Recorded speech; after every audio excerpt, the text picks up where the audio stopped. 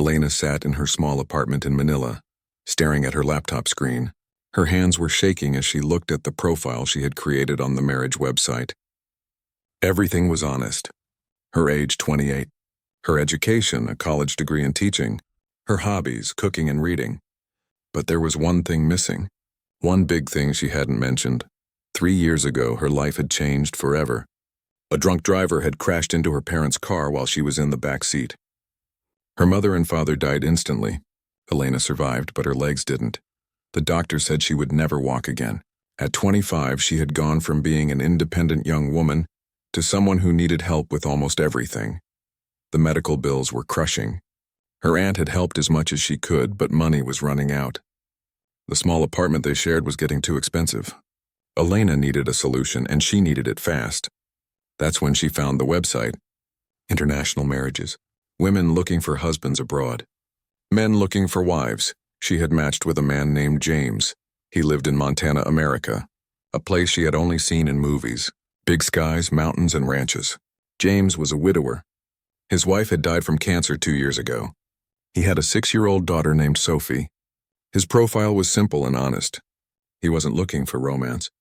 He needed help. Someone to take care of his daughter. Someone to help run the house. Someone to be a partner. Elena had read his profile dozens of times. His photo showed a man in his mid-30s with kind eyes and a tired smile. He had brown hair and a beard. His hands looked rough, like someone who worked hard every day. There was sadness in his eyes, but also strength. He seemed like a good man, an honest man. They had exchanged emails for 2 months. James wrote about his ranch, about Sophie, about how hard it was to do everything alone. Elena wrote about her teaching background, her love of cooking, and her desire for a fresh start. But she never mentioned the wheelchair. Every time she tried to type the words, fear stopped her. What if he rejected her? What if he thought she was useless? What if he sent her back? She told herself she would explain everything when she met him in person, face to face. But as the days passed and her plane ticket was booked, the secret grew heavier. Her aunt had begged her to tell him, "Anak, you must be honest. What if he is angry? What if he leaves you at the airport?" But Elena couldn't do it. She was too afraid of losing this chance. Now sitting on the plane, Elena felt sick with worry. The flight attendants were kind, helping her transfer from her seat to the aisle wheelchair. Other passengers stared, some with pity, some with curiosity. She was used to it by now, but it still hurt. As the plane began its descent into Billings, Montana, Elena's heart pounded so hard she thought it might burst. What had she done? She was going to meet a stranger who expected someone who could walk, someone who could run after a 6-year-old child, someone who could help on a ranch, and here she was unable to do any of those things. At least not in the way he expected. The plane landed with a bump. Elena gripped the armrests as the other passengers began to gather their bags. She waited, as she always did, for everyone else to leave first. Then the flight attendants brought her wheelchair. They were professional and kind, but Elena saw the questions in their eyes. Why was she traveling alone? Where was she going? As they wheeled her through the airport, Elena's mind raced with 1,000 thoughts. Maybe she should turn around. Maybe she should get on the next flight back to Manila. Maybe this whole thing was a terrible mistake. But then she thought about her aunt struggling to pay rent. She thought about the medical bills still piling up. She thought about how she had nothing left in the Philippines except memories and debt. The automatic doors to the arrivals area opened. Elena took a deep breath. This was it. There was no going back now. Through the crowd of people, she searched for James's face. And then she saw him. Tall, broad-shouldered, wearing a clean button-up shirt and jeans. Next to him stood a little girl with blonde hair and pigtails holding his hand tightly. Sophie. Their eyes met across the busy airport. Elena saw the exact moment James realized. His eyes went from her face down to the wheelchair and then back up to her face. She saw the surprise, the confusion, and she waited for the anger, for the rejection, for him to turn around and walk away. Her eyes filled with tears. She wanted to disappear, to melt into the floor. This was the moment she had been dreading for months. The moment when everything fell apart. She opened her mouth to apologize, to explain, but no words came out. She just sat there in her wheelchair, in the middle of a Montana airport, feeling like the biggest fool in the world. And then James Mitchell did something that Elena would remember for the rest of her life. Something that changed everything. James had been nervous all morning. He had woken up early, shaved carefully, and even put on cologne. Sophie had laughed at him, saying he smelled like the fancy store in town. He had changed his shirt 3 times before finally settling on the blue one. It seemed ridiculous getting this worked up about meeting someone. This wasn't a date. This was a business arrangement. A practical solution to a difficult problem. But still, his hands were sweaty as he drove to the airport. Sophie sat in the back seat, swinging her legs and asking a million questions. What if she doesn't like me, Daddy? What if she's mean? What if she doesn't know how to make pancakes? James had answered each question patiently, though he had his own worries running through his mind. The airport was busy for a Thursday afternoon. James held Sophie's hand as they walked to the arrivals area. He checked his phone for the 100th time. Elena's flight had landed 10 minutes ago. She would be coming through those doors any moment now. His heart was beating faster than it should. Get a grip, he told himself. You're just picking someone up from the airport. Sophie tugged on his hand. Daddy, what if she doesn't recognize us? James smiled down at his daughter. We'll recognize her, sweetie. Don't worry. He had memorized Elena's photos. Dark hair, brown eyes, a shy smile. She was pretty, but it was her eyes that had caught his attention in the pictures. They looked kind and sad, like someone who had been through hard times. The automatic doors opened and passengers began streaming out. James scanned each face, looking for Elena. Then he saw her. She was easy to spot with her dark hair and the exact features from her photos. But something was wrong. Very wrong. She was in a wheelchair. An airport attendant was pushing her, and she was clutching a small bag in her lap. For a second, James's brain couldn't process what he was seeing. This was Elena. But Elena was supposed to help with the ranch. Elena was supposed to chase after Sophie. Elena was supposed to be able to do all the things his wife used to do. The profile hadn't mentioned anything about a wheelchair. Nothing at all. He felt Sophie's hand squeeze his tightly. His daughter had noticed too. The little girl looked up at him with wide, questioning eyes. James knew that other people around them had stopped to watch. They were curious about what would happen next. Would the man reject the woman in the wheelchair? Would there be a scene? James saw the moment Elena spotted them. Her face went pale. Her eyes, those kind and sad eyes from the photos, filled with tears. She looked terrified. Absolutely terrified. She was waiting for him to turn around and leave. To tell her this wasn't going to work. To send her back on the next plane to Manila. Something shifted inside James's chest. He had been through enough pain in his life to recognize it in someone else. This woman had traveled halfway around the world, knowing she would face this exact moment. She had come anyway. That took courage. Real courage. More courage than he had some days, and he considered himself a pretty tough guy. Without thinking too hard about it, James started walking toward her. His boots made steady sounds on the polished airport floor. Sophie walked beside him, still holding his hand. The airport attendant stepped back as they approached, probably sensing this was a private moment. James stopped in front of Elena's wheelchair. He could see she was shaking. Tears were running down her face, though she was trying to wipe them away quickly. She opened her mouth, probably to apologize or explain. But James didn't let her speak. Not yet. He did something that surprised even himself.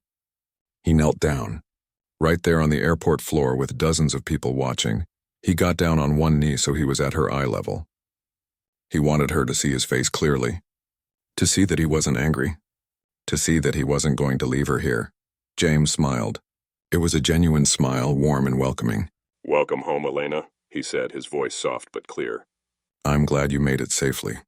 The flight must have been long and tiring. Elena stared at him like she couldn't believe what was happening. Her mouth opened and closed, but no words came out. Fresh tears spilled down her cheeks. James reached into his pocket and pulled out a handkerchief. His mother had always taught him to carry one. He gently handed it to her. Sophie, who had been quiet this whole time, suddenly stepped forward. She looked at Elena with the honest curiosity of a 6-year-old. Hi, she said simply. I'm Sophie. Are you really going to live with us?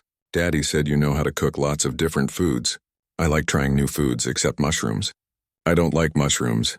The innocent comment broke the tension. Elena let out a surprised laugh through her tears. I don't like mushrooms either, she said softly, her accent making the words sound musical. It was the first time James had heard her voice in person. It was gentle and warm. James stood up and looked at the airport attendant. "Thank you for helping her. I can take it from here." The young man nodded and walked away. James moved behind the wheelchair, his hands gripping the handles. It felt strange, but also natural somehow. "Let's get you home," he said. "It's about an hour's drive to the ranch. Sophie can tell you all about her horse on the way. Fair warning, she talks a lot about that horse." As James pushed the wheelchair toward the exit, Sophie skipping alongside them and already chattering away, Elena sat in stunned silence. She couldn't understand what was happening. She had prepared herself for rejection, for anger, for disappointment. But this man, this stranger she had agreed to marry, was acting like the wheelchair was no big deal at all. Like it didn't change anything. Outside, the Montana air was crisp and clean. So different from Manila. James brought his truck around, and Elena watched nervously as he approached with the vehicle. It was a big pickup truck, dusty from ranch work. James opened the passenger door and then, without asking, he simply lifted Elena out of the wheelchair and into the seat. He was strong, she noticed, and gentle. He made sure she was comfortable before folding the wheelchair and putting it in the truck bed. Sophie climbed into the back seat, still talking nonstop. As James got into the driver's seat and started the engine, Elena finally found her voice. "You're not angry," she said quietly. It wasn't a question, but a statement of disbelief. James looked at her as he pulled out of the parking lot. His eyes were serious but kind. "We'll talk about it," he said honestly. "But no, I'm not angry. Surprised, yes, but not angry. Everyone's got their reasons for doing things. I figure you've got yours too." Elena nodded, not trusting herself to speak anymore. As the truck headed toward the highway, taking her to her new home, she looked out the window at the big Montana sky. Maybe, just maybe, this wasn't going to be the disaster she had feared. Maybe somehow this was going to be okay. The drive to the ranch was mostly quiet, except for Sophie's constant chatter from the back seat. The little girl talked about everything. Her horse Buttercup, her teacher at school, her best friend Katie, the neighbor's dog that liked to chase chickens. Elena tried to focus on the child's words, but her mind kept wandering to the man sitting next to her. James drove with steady confidence, one hand on the wheel, his eyes on the long Montana highway. Every now and then he would glance over at Elena, checking on her, but he didn't press her to talk. He seemed content to let Sophie fill the silence. Elena was grateful for that. She didn't know what to say yet. How to explain. How to apologize. The landscape outside the window was breathtaking. Rolling hills, distant mountains, wide open spaces that seemed to go on forever. In Manila, Elena had been surrounded by buildings and traffic and millions of people. Here she could see for miles without spotting another human. It was beautiful, but also a little scary. So much space, so much emptiness. After about an hour, James turned off the main highway onto a dirt road. "Almost home," he said. It was the first thing he had said since they left the airport, besides answering Sophie's questions. A few minutes later, Elena saw it. The ranch house. It was bigger than she had expected, a 2-story wooden structure with a wide porch. Behind it were several barns and outbuildings. Horses grazed in a nearby field, and in the distance she could see cattle. James parked the truck near the front steps. Sophie jumped out immediately, running up to the porch. "Come on, I want to show you my room."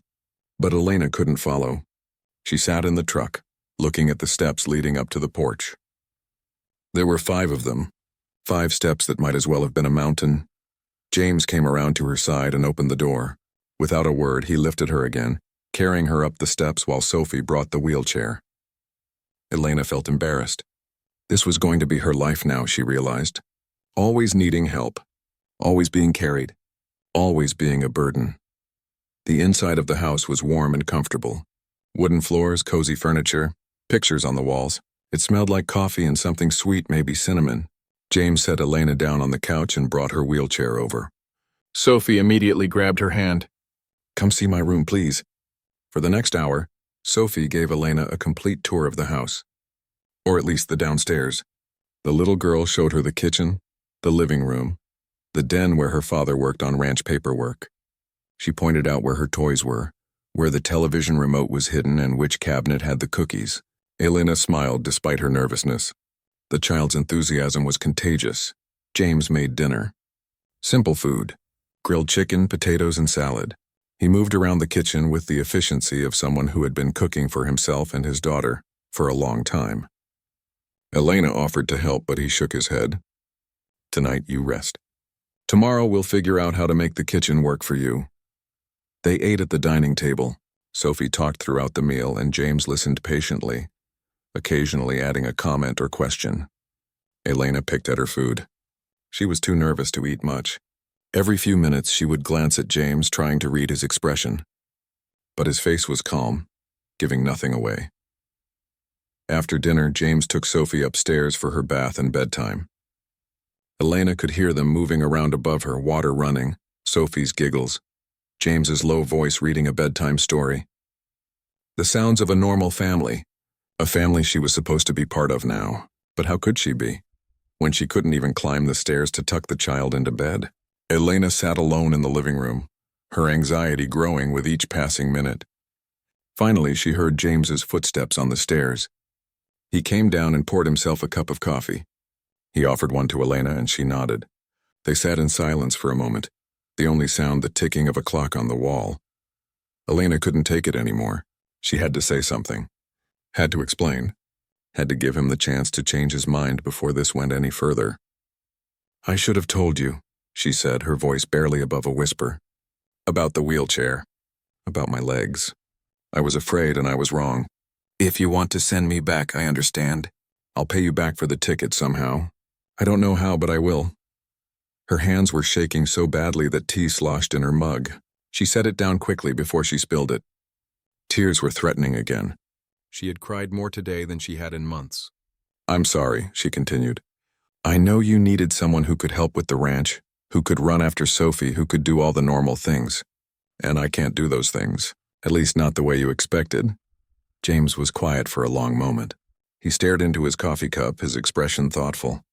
Elena held her breath, waiting for the anger, for the disappointment, for the words that would send her back to Manila in shame. When James finally spoke, his voice was soft but firm. "My wife died slowly," he said, not looking at Elena. "Cancer. It took almost 2 years from diagnosis to the end. I watched her fade a little bit each day. Watched her lose her strength, her hair, her ability to do the things she loved. Toward the end, she couldn't even get out of bed." He paused, taking a sip of his coffee. Elena didn't know what to say, so she stayed silent. James continued. "I spent those 2 years trying to fix things I couldn't fix, trying to make her better when there was no better to make. It was the hardest thing I've ever been through. But you know what it taught me?" He looked up at Elena then, his eyes meeting hers directly. "It taught me that life isn't about perfect circumstances. It's not about having everything go according to plan. It's about showing up anyway. It's about doing what you can with what you have. My wife, even when she was dying, she showed up for Sophie every single day. She read stories, gave advice, showed love. She couldn't walk toward the end, but that didn't make her any less of a mother." Elena felt fresh tears rolling down her cheeks. James reached over and handed her a napkin. His voice was gentle but honest. "I'm not going to lie and say the wheelchair doesn't change things. It does, but here's what I need to know. Can you cook? Can you help Sophie with her homework? Can you be patient with a stubborn 6-year-old who asks a million questions? Can you be part of this family?" Elena nodded, unable to speak. James gave her a small smile. "Can you be patient with a stubborn rancher who sometimes forgets to take his boots off in the house and who makes terrible coffee?" Despite herself, Elena laughed. A small, wet laugh, but a real one. "Yes," she managed to say. "I can do all those things." "Then we'll figure out the rest as we go," James said. "I'll build ramps. We'll rearrange furniture. We'll make this house work for you. Because here's the thing, Elena. You traveled halfway around the world for a chance at a new life. That takes courage. More courage than most people have. I respect that. And honestly, Sophie already likes you. That's more important than anything else." Elena wiped her eyes with the napkin. "Why are you being so kind?" she asked. "Most people wouldn't be." James was quiet for a moment. When he spoke, his voice was thoughtful. "My wife used to say that kindness doesn't cost anything, but it can change everything. I'm not a perfect man. I've got flaws and bad habits and days where I'm grumpy as an old bear. But I try to be decent, and sending you back because you didn't tell me something you were afraid to share, that wouldn't be decent." He stood up and collected the coffee cups. "You must be exhausted. Your room is downstairs, first door on the left. I set it up for you earlier. Bathroom is across the hall. Tomorrow we'll go through the house and figure out what needs to be changed. But tonight, just rest. You're safe here, Elena. I promise you that. As James headed toward the stairs, Elena called out softly. Thank you. He turned and gave her a nod. Get some sleep. Sophie will have you up early. She's an early riser, that one. After he disappeared upstairs, Elena sat alone in the quiet house. Outside, she could hear crickets chirping and the distant sound of cattle. Inside, there was just the ticking clock and her own breathing. For the first time in 3 years, since the accident that had changed everything, Elena felt something she hadn't felt in a very long time. Hope. Maybe this strange arrangement could work. Maybe she had found a place where she could belong. Maybe, just maybe, everything was going to be okay. The first morning at the ranch, Elena woke up to sunlight streaming through unfamiliar windows. For a moment, she forgot where she was. Then reality came flooding back. Montana, the ranch, James, Sophie, her new life. She reached for her wheelchair, positioned perfectly beside the bed, and transferred herself into it. The house was quiet, but she could smell coffee brewing. When she wheeled herself into the kitchen, she found a note on the table in messy handwriting. Out feeding cattle. Sophie still sleeping. Help yourself to anything. Back by 8, James. Elena looked at the clock. It was 6:30 in the morning. Back home in Manila, she would still be asleep. But ranch life, it seemed, started early. She explored the kitchen carefully, opening cabinets and drawers, trying to memorize where everything was. Some things were too high for her to reach, but most items were accessible. She found eggs, bread, and vegetables. By the time Sophie came downstairs rubbing her eyes, Elena had breakfast ready. Scrambled eggs with tomatoes and onions, toast and fresh orange juice. Sophie's face lit up. You made breakfast. The little girl climbed into her chair and started eating immediately. This is really good. It tastes different from how Daddy makes eggs. Elena smiled. It's how we make it in the Philippines. With vegetables and a little bit of fish sauce for flavor. Sophie made a face. Fish sauce? That sounds weird. But she kept eating, cleaning her plate completely. When James came in from the morning chores, his boots dusty and his shirt damp with sweat, he stopped in the doorway. The kitchen table was set, breakfast was ready, and Sophie was chattering happily. He looked surprised. You didn't have to do this, he said. Elena shook her head. I wanted to. I need to earn my place here. Over the next few weeks, Elena threw herself into making the house a home. She couldn't do everything, but she could do a lot. She cooked meals that made Sophie's eyes widen with delight. Adobo lumpia pancit. She mixed in American dishes too, learning from an old cookbook she found in the kitchen. She helped Sophie with homework every afternoon at the kitchen table, her patience endless as the little girl struggled with reading. James noticed everything. He never made a big deal about it, but Elena saw the changes he was making. One morning she found a ramp at the back door.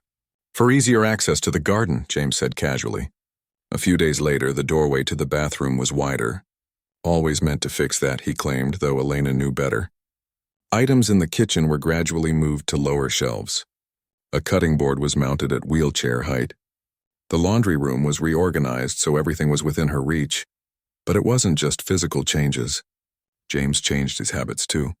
He started leaving her wheelchair at the perfect angle each morning, so she could transfer easily.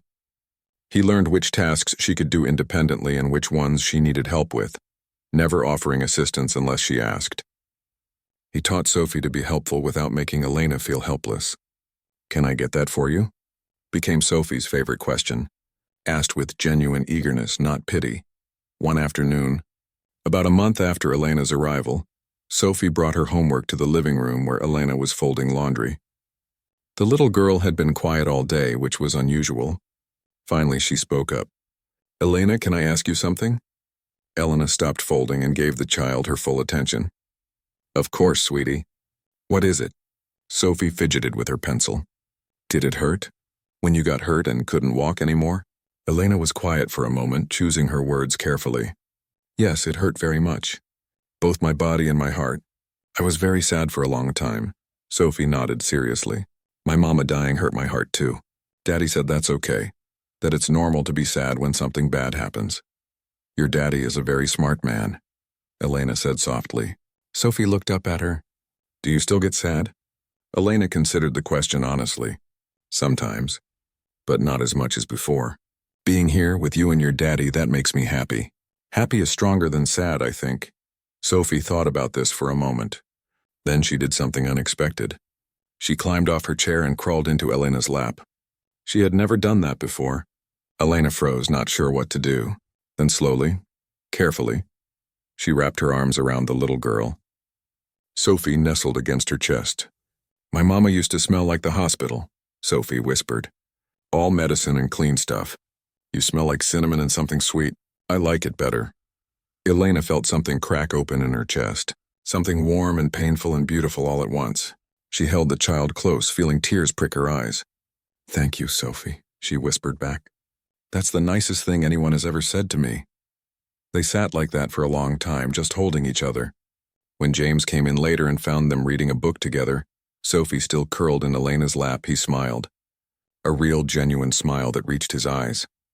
That night, after Sophie was in bed, James found Elena in the kitchen. She was making empanadas for the next day's lunch. He poured himself some coffee and sat at the table watching her work. Her hands moved quickly and efficiently, rolling dough and filling it with meat and vegetables. "You're good at that," he observed. Elena smiled. "My mother taught me. We used to make these together every Sunday." "Tell me about her," James said. So Elena did. She told him about her mother, who had been a nurse. About her father, who had driven a taxi and told terrible jokes. About Sunday dinners with extended family, the house full of noise and laughter. About how much she missed them. James listened without interrupting, just nodding occasionally. When she finished, he was quiet for a moment. Then he said, "Sophie needs that. Stories about family, about where people come from. I'm not good at that kind of thing. Talking about feelings and memories. But you are." Elena looked at him surprised. "You're better at it than you think. Sophie talks about your wife sometimes, about the things you've told her. Those stories matter." James smiled a little. "Maybe, but it's nice having someone else who can share that load." He paused, then added, "You're doing good here, Elena. Really good. I know it's not easy being in a new country, learning new ways, but you're making it work. We're making it work." Elena felt warmth spread through her chest. "Thank you for giving me this chance, for not giving up on me at the airport." James stood up to leave, but stopped at the doorway. "You know, I was thinking, winter's coming. Gets pretty cold here. Snow, ice, the whole thing. We should probably look into getting you a better wheelchair, one with thicker wheels for rough terrain. And maybe we can heat up the barn so you can come out and see the horses. Sophie's been wanting to show you Buttercup properly." After he left, Elena sat at the kitchen table for a long time, just thinking. 6 weeks ago, she had been in Manila, broke and desperate, making a risky decision to travel halfway around the world to marry a stranger. She had expected at best to be tolerated, to be allowed to stay as long as she was useful. But what was happening here, it was more than that. James wasn't just tolerating her presence. He was making room for her, creating space for her in his life, in his home, in his family. And Sophie, sweet, talkative, loving Sophie, the little girl had wrapped herself around Elena's heart without even trying. Every giggle, every hug, every "watch this." And guess what happened at school? Made Elena fall more in love with the child. This wasn't what she had expected. This wasn't a business arrangement anymore. This was becoming real. This was becoming family. For the first time since the accident that had destroyed her legs and killed her parents, Elena felt like she had found something worth living for. Not just surviving, but actually living. She had a purpose. She had people who needed her. She had a home, and maybe, just maybe, she was starting to have something that felt like love. 3 months after Elena arrived at the ranch, James announced they needed to go into town for supplies. Elena felt her stomach tighten with anxiety. She had been avoiding going into Copper Creek, the small town about 20 minutes from the ranch. James had gone alone for groceries, and anything else they needed was ordered online. But now they were out of several things, and James insisted she needed to get out of the house. "You can't hide forever," he said gently. "Besides, Sophie wants to show you her favorite ice cream place." The drive into town was beautiful. Fall colors painted the trees in brilliant reds and golds. Sophie chattered excitedly from the back seat about all the places she wanted to show Elena. The library, the park, the store that sold penny candy. But as they got closer to town, Elena's anxiety grew. Small towns meant everyone knew everyone else's business, and she had no doubt that her arrival had been big news. Copper Creek was exactly what Elena had imagined a small American town would look like. One main street with a grocery store, a hardware store, a diner, a bank, and a few other shops. The mountains rose in the background and everything looked clean and neat. James found a parking spot right in front of the grocery store. He helped Elena into her wheelchair while Sophie grabbed a shopping cart. The moment they entered the store, Elena felt the stares. Conversation stopped. People turned to look. She heard whispers, though she couldn't make out the words. Her face grew hot with embarrassment. James seemed not to notice, or maybe he was just used to it. He grabbed a shopping list from his pocket and started walking down the aisles. Sophie, go get a loaf of bread. Elena, you're in charge of picking out vegetables. I'm terrible at knowing which ones are good. Elena tried to focus on the task, examining tomatoes and lettuce, but she was hyper-aware of every look, every whisper. An older woman with white hair stared openly, then turned to her friend and said something behind her hand. Two men by the meat counter looked over and shook their heads. A younger woman with a baby gave Elena a sympathetic smile, which somehow felt worse than the stares. Then Elena heard it. She was looking at potatoes when a voice behind her said clearly, not even trying to be quiet. Can you believe it? Ordering a wife off the internet like she's some kind of package. And look at her. She can't even walk. What kind of help is she going to be on a ranch? Another voice responded, poor James. He's too nice for his own good. She's probably just after his money. Gold digger, if you ask me. Elena's hands froze on the potato she was holding. Her face burned. She wanted to disappear, to roll out of this store and never come back. She couldn't breathe properly. The wheelchair suddenly felt like a cage, trapping her, marking her as different, as less than. She was about to say something to defend herself, though she didn't know what words to use, when James appeared beside her. He had heard everything. She could tell by the set of his jaw. But he didn't say anything to the women. Instead, he knelt down beside her wheelchair, his hand gentle on her arm. You okay? He asked quietly. Elena nodded, not trusting her voice.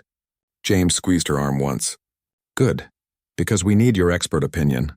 Sophie found 3 different kinds of pasta, and I have no idea which one to get.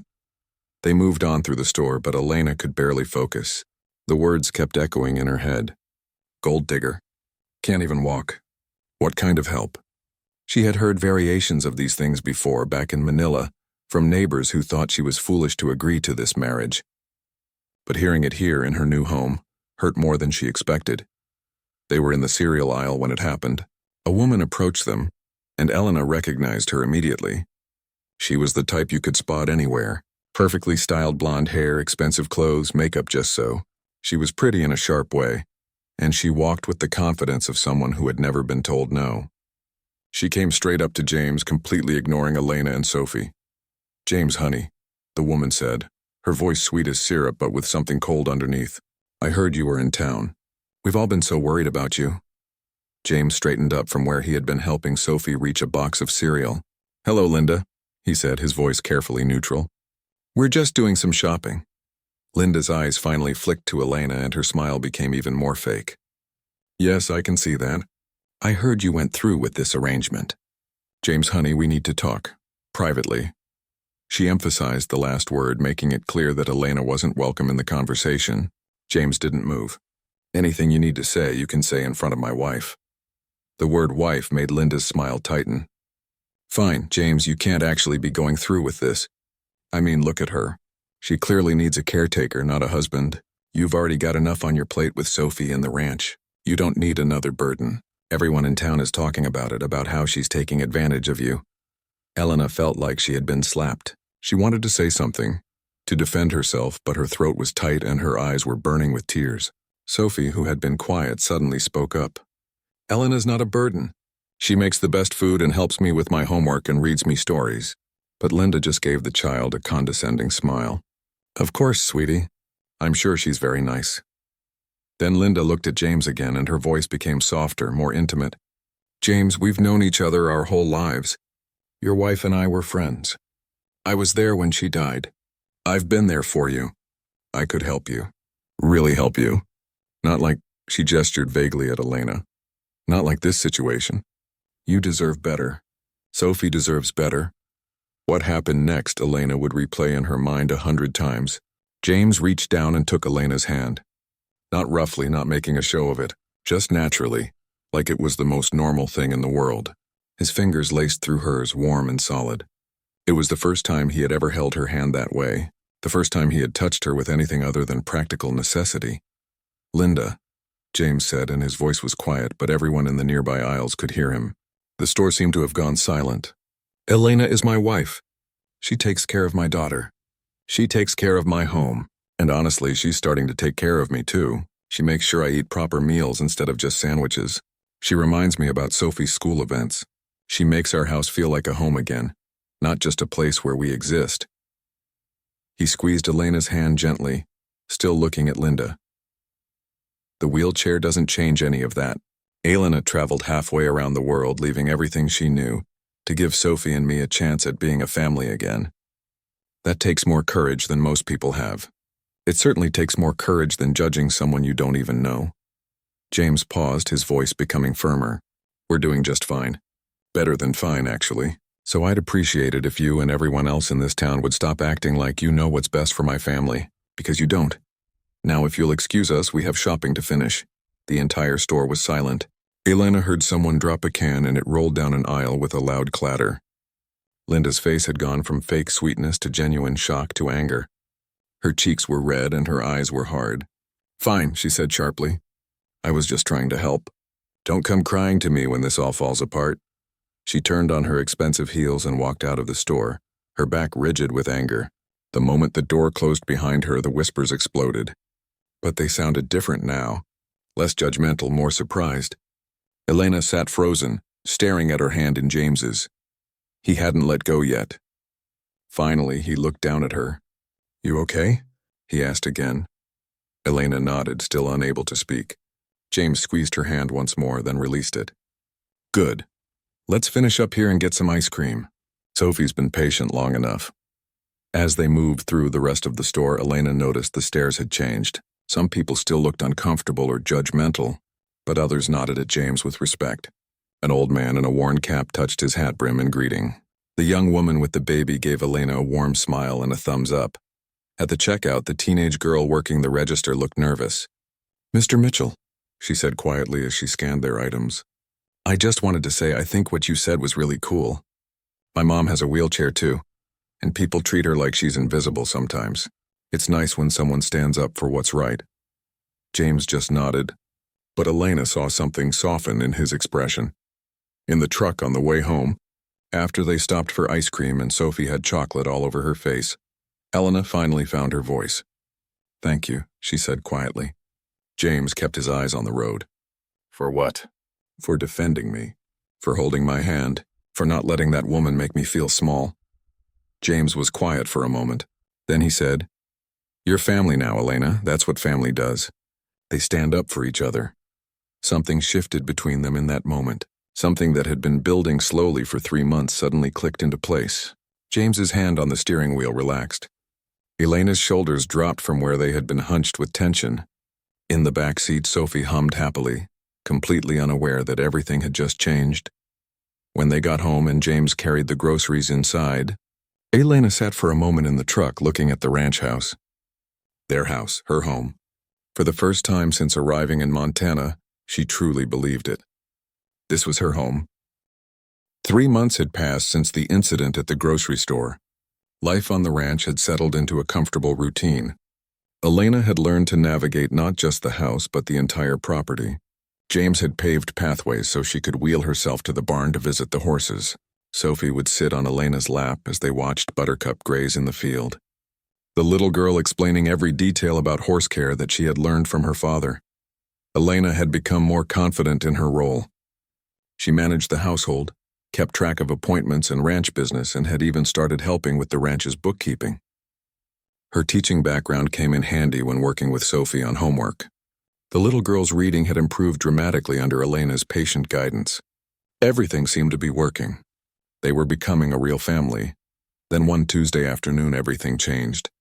Elena was in the kitchen preparing an afternoon snack when she heard the school bus stop at the end of their long driveway. Usually, Sophie would come running in, full of stories about her day. Today, the door opened slowly. Elena looked up to see Sophie standing there, her backpack dragging on the floor, her face red and puffy from crying. "Sophie? Sweetie, what's wrong?" Elena wheeled over quickly, her heart racing. The little girl dropped her backpack and ran to Elena, throwing her arms around her neck. She was sobbing, her whole body shaking. Elena held her tight, making soothing sounds, waiting for the storm to pass. Finally, Sophie's crying slowed enough for her to talk. "They said mean things," Sophie hiccuped. "They said you're broken. They said Daddy must not love me enough to find a real mom. They said I'm weird for having a mom in a wheelchair." Fresh tears spilled down her cheeks. Elena felt her heart shatter into 1,000 pieces. She pulled Sophie closer, fighting back her own tears. "Who said this? Tell me what happened." Sophie wiped her nose on her sleeve. "Tommy and Katie and some of the other kids. We were at recess and I was telling them about how you taught me to make lumpia last weekend. And Tommy said his mom said that you can't really take care of me because you're crippled. That's what he said. Crippled. And then Katie said her dad said Daddy made a mistake and should send you back." Elena closed her eyes, feeling a wave of anger and pain wash over her.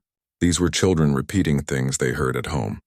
Adults who should know better, poisoning their children's minds with their judgments and prejudices. "What else did they say, Sophie?" The little girl pulled back, looking at Elena with devastated eyes. "They said I should be embarrassed. That I should tell Daddy to get a normal mom. Am I supposed to be embarrassed, Elena? Are you really broken?" Before Elena could answer, she heard James's truck pull up outside. He must have seen the school bus and decided to come in early. The door opened and he walked in, dirty from whatever work he had been doing. He took one look at Sophie's tear-stained face and Elena's expression, and immediately knew something was very wrong. "What happened?" His voice was tight with concern. Sophie ran to her father and the whole story came tumbling out again, mixed with more tears. Elena watched James's face darken with anger. His jaw clenched and his hands balled into fists. When Sophie finished, James knelt down to his daughter's level. "Go wash your face, sweetheart. Then come back down. We need to have a family talk." After Sophie went upstairs, James turned to Elena. "Are you okay?" Elena shook her head. "No, but this isn't about me right now. It's about Sophie. Those children hurt her because of me, because I'm not what people expected." James came over and crouched beside her wheelchair. "This is not your fault. You hear me? Not your fault. This is about small-minded people teaching their children to be small-minded too." When Sophie came back downstairs, her face washed but her eyes still red, James pulled a chair close to Elena's wheelchair and lifted Sophie onto his lap. They sat like that, the three of them in a small circle. "Sophie," Elena said softly, "can I ask you a question?" The little girl nodded. "Do you think I'm broken?" Sophie looked confused. "What? No. Then why do you think those kids think so?" Sophie thought for a moment, her face scrunched up in concentration. "Because you can't walk?" Elena nodded. "That's right. I can't walk the way you and Daddy do. My legs don't work anymore. They got hurt in an accident and they never got better." "But Sophie, does that mean I can't do anything?" Sophie shook her head vigorously. "You do lots of things. You cook and clean and help me with homework and read stories and play games and everything." "Exactly," Elena said gently. "I can do lots of things, just differently. Some things are harder for me. I can't run after you if you're playing in the yard. I can't carry you upstairs. I need help sometimes. But does that mean I love you any less?" "No," Sophie whispered. "Does it mean I can't take care of you?" "No." "Does it mean I'm not a real person who deserves to be treated with kindness and respect?" "No," Sophie said louder this time. James spoke up then, his voice deep and firm. "Some people only see what's different about others. They miss what's important. You know what I see when I look at Elena?" Sophie shook her head. "I see someone brave. Someone who traveled across the whole world to give us a chance at being a family. Someone who left everything she knew behind for something uncertain. That takes courage most people don't have." He continued, "I see someone who makes the best pancakes in all of Montana. Someone who makes our house smell like home. Someone who helped you learn to read better. Someone who listens when you talk about horses for hours. Someone who knows exactly how you like your sandwiches cut. Someone who tucks you in at night and makes you feel safe." Sophie was listening intently now, her tears drying on her cheeks. James looked at his daughter seriously. "The wheelchair is just a chair with wheels. It's a tool, like my truck or my tools in the barn. It helps Elena get around. But it doesn't define who she is any more than my truck defines who I am. Do you understand? Sophie nodded slowly. I think so. You're saying that Elena is Elena, and the wheelchair is just something she uses. Exactly, James said. Now those kids at school, they're repeating things they heard from their parents. That doesn't make it right, but it means they don't know any better yet. They haven't learned that people are more than what they look like or what they can or can't do. But you know better, don't you? Sophie nodded. Yeah, I know Elena is the best. She's my mom now. The words hung in the air. It was the first time Sophie had called Elena Mom. Elena felt tears spilling down her cheeks. Sophie noticed and looked worried. Did I say something wrong? Elena shook her head, smiling through her tears. No, sweetie. You said something very, very right. She pulled Sophie from James's lap into her own, holding the little girl close. I love you so much, Sophie. So much. James cleared his throat, and Elena noticed his eyes were suspiciously bright too. Tomorrow, he said, his voice rough with emotion. I'm going to call your teacher and the principal. This kind of bullying stops now. But Sophie, I need you to understand something.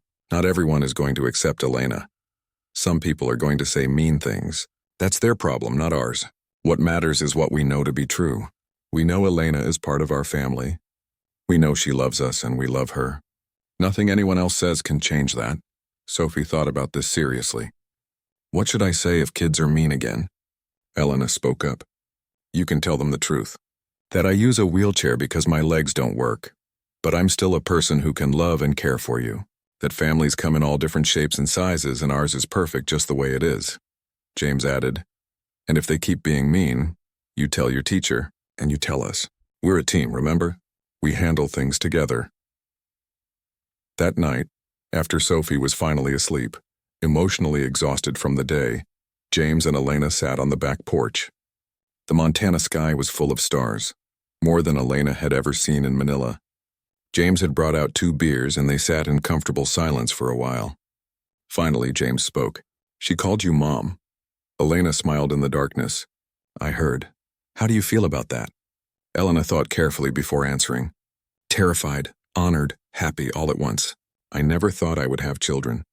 After the accident, I assumed that part of life was over for me. But Sophie, she's wormed her way into my heart completely. I love her like she's my own. James was quiet for a moment. My wife, before she died, she made me promise something.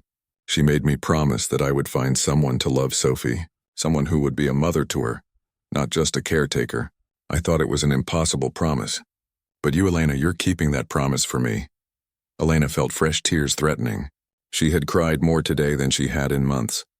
I'm not trying to replace your wife, she said carefully. I know Sophie remembers her. I would never want to erase that. James reached over and took her hand. It was becoming more natural now, this simple gesture. You're not replacing her. You're adding to our family. There's room in Sophie's heart for both of you. Room in my heart, too. The words hung between them, heavy with meaning. Elena's heart was beating fast. Was James saying what she thought he was saying? Before she could overthink it, she squeezed his hand. James, these past few months, this hasn't felt like an arrangement anymore. Not to me. No, James agreed quietly. Not to me either. Winter came to Montana like a fierce beast, sudden and unforgiving. Elena had never experienced cold like this. In the Philippines, she had lived her entire life in tropical heat. The first time she saw snow, she had laughed with delight, catching flakes on her tongue while Sophie danced around her wheelchair. But as the temperatures dropped below 0 and the snow piled higher, Elena began to understand why James had been so serious about winter preparations. By late December, Elena had been at the ranch for 6 months. What had started as a practical arrangement had transformed into something neither she nor James had expected. They had developed routines, inside jokes, comfortable silences. James would rest his hand on her shoulder as he passed her chair. She would touch his arm when he came in from the cold, making sure he warmed up with hot coffee. They hadn't talked about the feelings growing between them, but they were there, present in every glance, every smile, every small gesture of care. Sophie was thriving. Her reading level had jumped 2 grades. She helped Elena cook dinner most nights, standing on a stool next to her wheelchair as they worked side by side. The little girl had stopped asking when Elena was going to leave and started asking questions about what they would do next summer, next year, assuming Elena would always be there. Elena loved being assumed into their future. One evening in early January, the temperature had dropped dangerously low. James needed to check on the cattle in the north pasture. They had moved them closer to the barn for winter, but with the extreme cold, he wanted to make sure they had enough feed and that the water hadn't frozen solid. "I'll be back by 7, he said, pulling on his heavy coat and boots. "It's just a quick check." Elena looked at the darkening sky through the kitchen window. "Be careful." The weather report said something about black ice. James leaned down and kissed the top of her head, a gesture that had become natural over the past few weeks. "Always am. Keep Sophie inside where it's warm."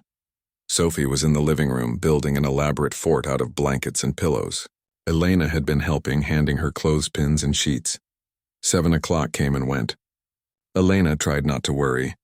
Ranch work always took longer than expected. By 7:30, she was checking her phone every few minutes.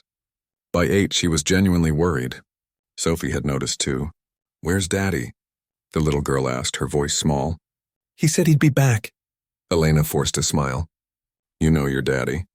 He probably stopped to fix a fence or check on something else. He'll be here soon." But she didn't believe her own words. James was never this late without calling. She tried his cell phone. It went straight to voicemail. She tried again. Nothing. Sophie's eyes were getting wider, more frightened. Elena needed to stay calm for the child's sake.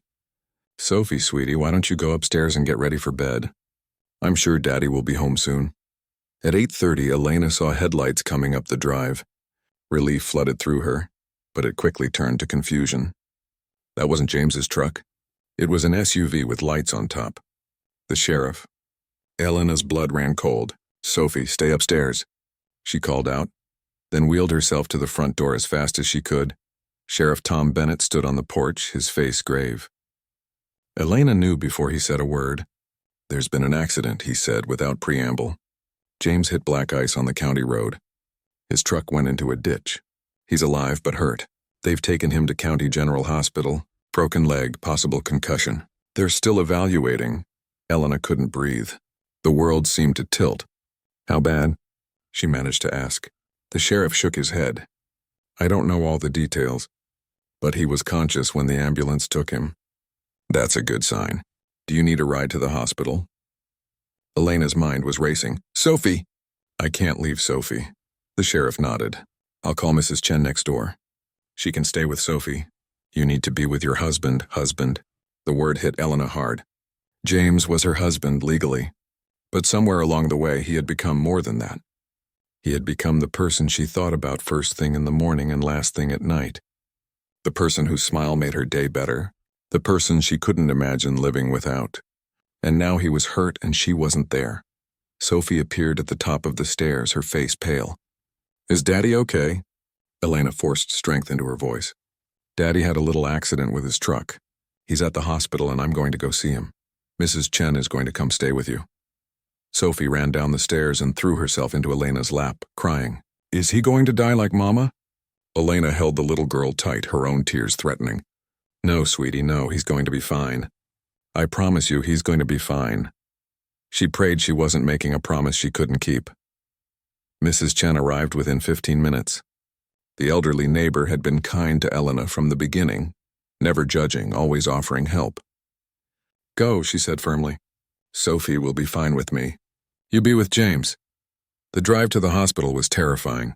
The sheriff drove carefully on the icy roads, and Elena sat in the passenger seat, her wheelchair folded in the back, her mind filled with worst-case scenarios. What if James was hurt worse than they thought? What if he had internal bleeding? What if he didn't make it? She couldn't lose him, not now. Not when she had just found him. At the hospital, a nurse brought her a wheelchair, and Elena pushed herself through the emergency room doors with desperate speed. She found James in a curtained area, his leg in a temporary splint, a bandage on his head, looking pale and exhausted. When he saw her, his eyes lit up despite the obvious pain. "Elena." His voice was rough, tired. She wheeled right up to the bed and took his hand, gripping it tightly. "You scared me half to death, James Mitchell." "What were you thinking, driving on black ice?" James managed a weak smile. "Wasn't exactly on purpose." "How's Sophie?" "Terrified. Mrs. Chen is with her." "James, what happened?" He closed his eyes briefly. Came around a corner, hit a patch of ice. Truck went right into the ditch. I tried to correct, but there was no traction. Happened so fast, he squeezed her hand. I'm okay, though. Broken leg, mild concussion. Could have been a lot worse. Elena felt tears sliding down her cheeks. Don't you ever do this again. Do you hear me? Don't you dare. A doctor came in, a tired-looking woman in her 40s. Mr. Mitchell, we need to set that leg properly and keep you overnight for observation because of the concussion. You're lucky. If that truck had rolled, we'd be having a very different conversation. She looked at Elena. Are you his wife? Elena nodded. He's going to need help at home. The leg will be in a cast for at least 6 weeks. He'll need crutches and he won't be able to do much for himself at first. After the doctor left, James looked at Elena with concern. How are we going to manage? I can't work. Can't help around the house. I'll need help getting around. This is a disaster. Elena felt something fierce rise up in her chest. She leaned forward, looking James straight in the eye. We'll manage because that's what we do. We figure things out. You've been taking care of me for 6 months. Now it's my turn to take care of you. Over the next weeks, their roles completely reversed. James came home from the hospital on crutches, his leg in a heavy cast. Elena coordinated the ranch hands, made sure they knew what needed to be done each day. She managed the household, the bills, the appointments. She helped James with his physical therapy, something she understood intimately from her own experience. At first, James hated it. Hated needing help. Hated not being able to do simple things like carry his own coffee or take a shower without assistance. Elena recognized the frustration. She had lived it. One evening, about a week after the accident, James was struggling to get comfortable on the couch, his face tight with pain and anger. I hate this, he said bitterly. Being useless. Being a burden. Elena wheeled herself next to the couch. Now you know how I felt when I first got here. When I thought you would send me back because I couldn't do what you expected. James looked at her, shame crossing his face. I never thought you were a burden. And you're not a burden to me, Elena said firmly. James, you taught me something when I came here. You taught me that needing help doesn't make someone weak or useless. It just makes them human. You've been taking care of me for 6 months. Why is it so hard for you to let me take care of you now? James was quiet for a long moment. Then he reached for her hand. I'm scared, he admitted quietly. Scared that I won't get better. Scared that I can't run the ranch anymore. Scared that I'll lose everything. Elena squeezed his hand. You won't because you're not alone. You have me. You have Sophie. You have the ranch hands. You have neighbors who want to help. You've spent so long being strong for everyone else. James, it's okay to lean on us now. That night, as Elena helped James get settled for bed, carefully positioning pillows to elevate his leg, he caught her hand. Elena, I need to tell you something. This stopped being an arrangement for me months ago. These past few weeks, lying in bed, unable to do anything, all I could think about was you. How you manage everything with such grace. How you never complain. How you make everything better just by being there. He paused, his eyes intense on hers. I love you, Elena. Not because you're my wife on paper, but because you're you. Because you make me laugh. Because Sophie lights up when you're around. Spring came to Montana slowly, like the land was waking up from a long sleep. Snow melted from the fields, revealing patches of brown grass that gradually turned green. Wildflowers began to appear, dots of color across the rolling hills. For Elena, spring brought more than just warmer weather. It brought hope, and new beginnings, and the promise of a future she had never dared to dream about. James had fully recovered from his accident. The cast was gone, replaced by a barely noticeable limp that the doctor said would fade with time. More importantly, something had shifted in their relationship after those vulnerable weeks. They had stopped pretending this was just an arrangement.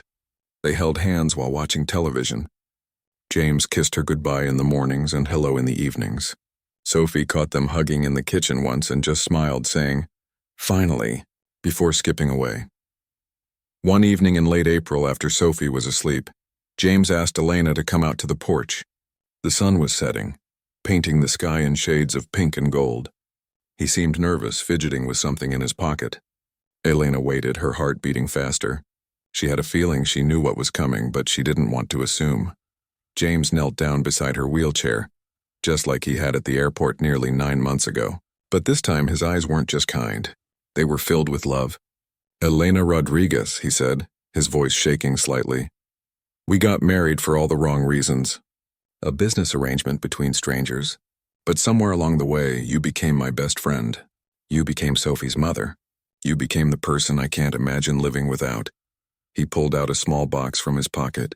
Inside was a simple ring, a silver band with a small diamond. This was my grandmother's ring.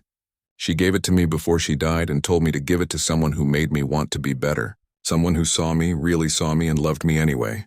Elena, will you marry me? Not because we need an arrangement, but because I love you. Because I want to spend the rest of my life with you. Because you make every day better just by being in it. Elena was crying, tears streaming down her face. Yes, she said, laughing through the tears. Yes, of course, yes. I love you, James. I love you so much. He slipped the ring on her finger and it fit perfectly. Then he kissed her, a real kiss full of promise and love and hope. When they pulled apart, they heard clapping. They looked up to see Sophie standing in the doorway in her pajamas, grinning from ear to ear. I knew it. I told Katie you were going to get married for real. They decided on a small ceremony at the ranch in late May, when the wildflowers were in full bloom. James insisted on inviting the whole town, including Linda and the people who had judged them. Let them see, he said. Let them see what real love looks like. Elena was nervous about it, but she agreed. She had nothing to hide anymore. She was proud of their family, proud of their love. The weeks before the wedding were a whirlwind of preparation. Mrs. Chen helped with decorating. The ranch hands built a beautiful arch in the meadow behind the house covered with flowers. Sophie insisted on being the flower girl and spent hours practicing her walk. James's aunt flew in from Oregon, and several of Elena's cousins made the long trip from the Philippines, their faces full of tears and joy when they saw how happy she was. The morning of the wedding, Elena woke up nervous and excited. Her cousins helped her get ready, doing her hair and makeup, helping her into the beautiful white dress they had brought from Manila. It was simple but elegant, designed to look beautiful whether she was sitting or standing. When Elena looked at herself in the mirror, she barely recognized the woman staring back. She looked happy. She looked loved. She looked like a bride. Sophie burst into the room wearing her yellow flower girl dress, twirling around. Elena, you look like a princess. Wait until Daddy sees you. Mrs. Chen dabbed at her eyes with a tissue. You look beautiful, dear. Just beautiful. James is a lucky man. Elena smiled. I'm the lucky one. I came here with nothing and now I have everything. Outside, guests were arriving. Elena peeked through the curtains and saw familiar faces. The sheriff and his wife, Sophie's teacher, the teenagers from the grocery store, several ranch families from neighboring properties, and yes, even Linda was there, looking uncomfortable but present. James's aunt was directing people to their seats, her face full of joy. The ceremony was set for 4 p.m. when the light was golden and perfect. James had set up a sound system and soft music played across the meadow. Chairs were arranged in neat rows facing the flower-covered arch. Beyond it, the mountains rose against a bright blue sky. It was the most beautiful place Elena had ever seen. As the time approached, Elena felt butterflies in her stomach. Her cousin Maria wheeled her to the makeshift aisle, a path of wooden boards James had laid down so her wheelchair wouldn't get stuck in the grass. Sophie went first, carefully dropping rose petals, her face serious with concentration. Then it was Elena's turn. Maria began pushing the wheelchair down the aisle, but Elena stopped her. Wait, I want to do this myself. She had been practicing, building up her arm strength. This was important to her. She wanted to go to James under her own power. Maria stepped back and Elena began wheeling herself forward. The guests turned to watch. Elena kept her eyes forward, looking at James waiting for her at the end of the aisle. He was wearing a suit, his hair neatly combed, his beard trimmed. But it was his face that made Elena's breath catch. He was crying. Not hiding it, not ashamed.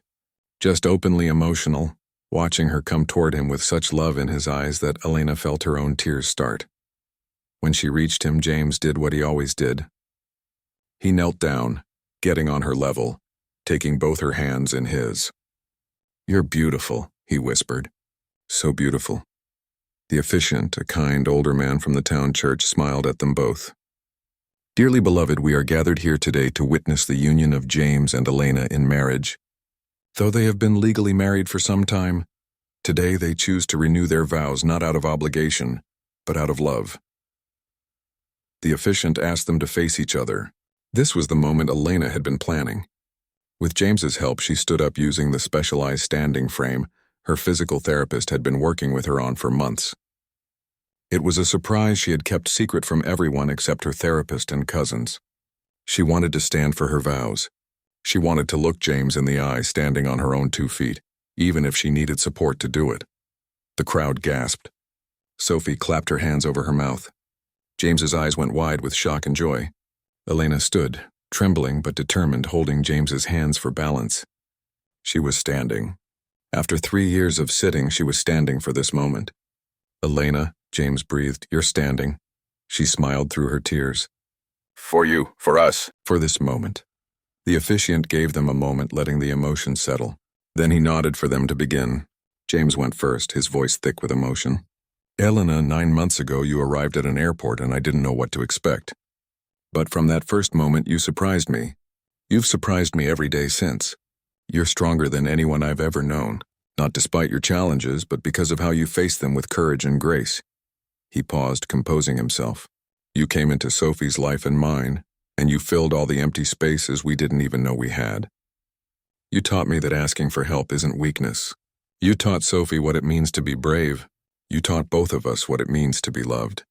I promise to stand by you, to support you, to be your partner in all things. I promise to see you, really see you, every single day. I promise to love you until my last breath and beyond." Elena was crying freely now, but she smiled through the tears. "James, when I came to Montana, I was running from a life that felt hopeless. I was scared, broken in more ways than just my legs. I thought I was coming here to be useful, to earn my place. I never expected to find home. I never expected to find love. I never expected to find a family that would accept me exactly as I am." She squeezed his hands tighter, feeling the standing frame support her weight. "You knelt down to meet me at my level that first day. You've been doing it ever since, not just physically, but emotionally. You see me? Not the wheelchair, not the disability, but me. You gave me back my confidence, my hope, my joy. You and Sophie, you're my whole world. I promise to love you through good times and hard times. I promise to be your partner, your friend, your love. I promise to make this home a place of warmth and laughter. I promise to love Sophie as my own because she is my own. And I promise to never stop trying, never stop growing, never stop being the woman you believed I could be." There wasn't a dry eye in the audience. Sophie was crying happy tears, holding Mrs. Chen's hand. James's aunt was sobbing openly. Even the sheriff was wiping his eyes. The officiant cleared his throat, emotional himself. "By the power vested in me and in front of these witnesses, I now pronounce you husband and wife. James, you may kiss your bride." James leaned in carefully, mindful of Elena's balance, and kissed her. It was a kiss full of promise, of love, of commitment. The crowd erupted in applause and cheers. Sophie ran forward and James caught her, lifting her up so she could hug both of them. They stood there, the three of them, a family united in love.